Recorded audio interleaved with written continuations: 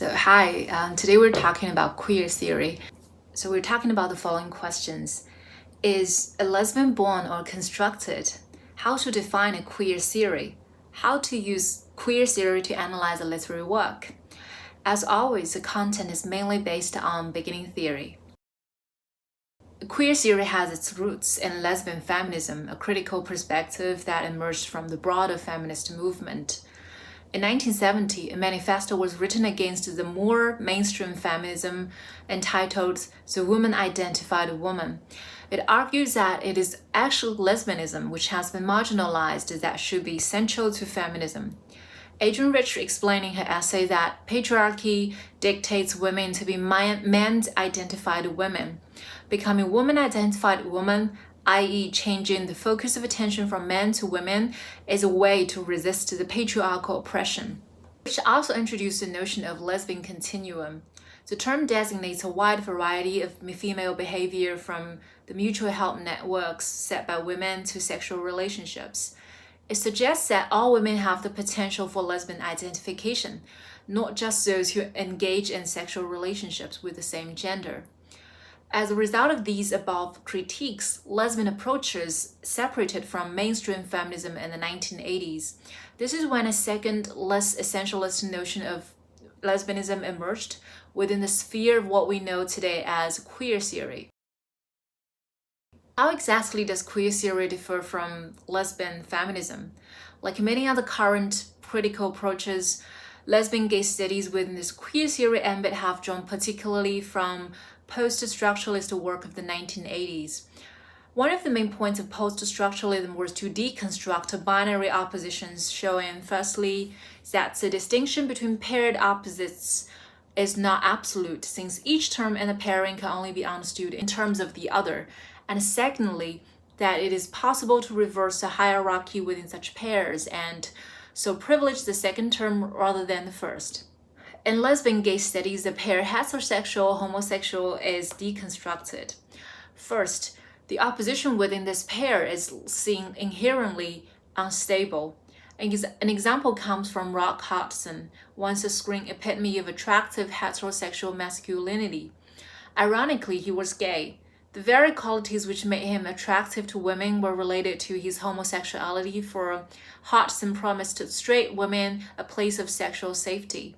The anti-essentialism is taken further by other critics, including Judith Butler, who believes that gender identities and all other identities are a kind of imitation for which there is no original. The term homosexual is a medical legal one first used in 1869 in Germany, earlier than the term heterosexual by 11 years. In this sense, heterosexuality only comes into being as a consequence of the crystallization of homosexuality, which means that lesbianism is not a stable and essential identity. What is also called into question is the distinction between the not naturally given normative self of heterosexuality and the rejected other of homosexuality. The other is as much something within us as beyond us, and self and other are always implicated in each other. Another critic who argues the fluidity of identity is Eve Sedgwick, who considers coming out of closet is not a single absolute act. Gayness may be openly declared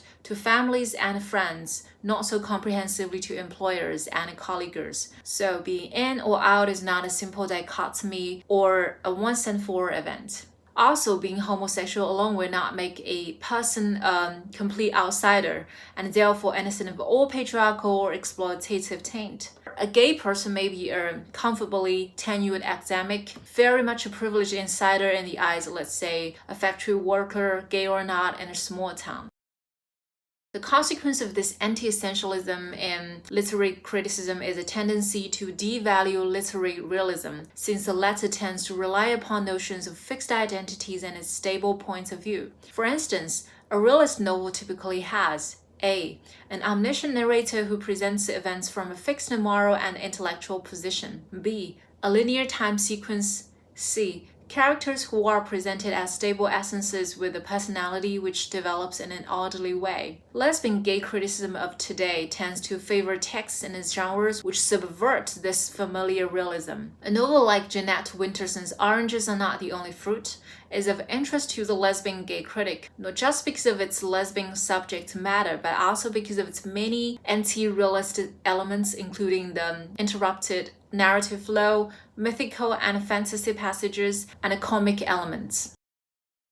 An example of this kind of criticism comes from an essay of Mark Lilly's Gay Men's Literature in the 20th Century. The essay comments on the intense feelings between men in the First World War and the reluctance to admit the homoerotic undertones. For heterosexual readers, the love might be simply read as grief for the loss of a friend. It was also complicated by the fact that an army in wartime is the epitome of the most conventional masculinity. Lilly points out that a frequent motif in these poems is to see same-sex love as superior to men's love for women. An example is actually Cord, Passing the Love of Women, which was written in the persona of a soldier. Yes, I've sat in the summer twilight with a nice girl and I've thought even then of the shallows where the boys of the old bat stand.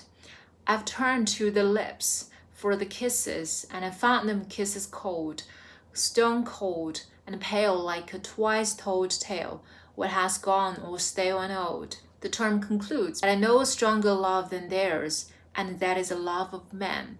It's also interesting that these poems were unusually explicit in different levels, about physical feelings between men and women, and about the impossibility of any solace being had from religion. You might expect the poem to end with a line, "But I know a stronger love than theirs, and that is the love of God," but such references were rare. So there is this tendency towards the multi-transgression of several boundaries, and this leads to the contention in lesbian gay studies that breaking the sexual norms is always potentially emblematic of non-breaking in general. The wound is also erotically charged in First World War poetry because it allows tender physical contact between males. A man of mine lies on the wile, and he will rot, and first his lips, the worms will eat. It is not thus I would have him kissed, but with the warm passionate lips of his comrade here. Lilly uses a parallel example of football field, where men kiss and embrace each other passionately in public, a behavior for which they could have been arrested in pre-war Britain if it were happening in the street. It's also interesting that the army itself exploited these feelings as the start of the war for setting up pals regiments. They drew upon networks of trust and loyalty and upon local identities and allegiances. The continuum of feelings, as a result expressed in this poetry, and the self-knowledge and self-deceiving it seems to express, finally deconstructed the notion of gayness as a distinct other with its own stable and separate identity. So that's all for today's series. See you next time for some other series.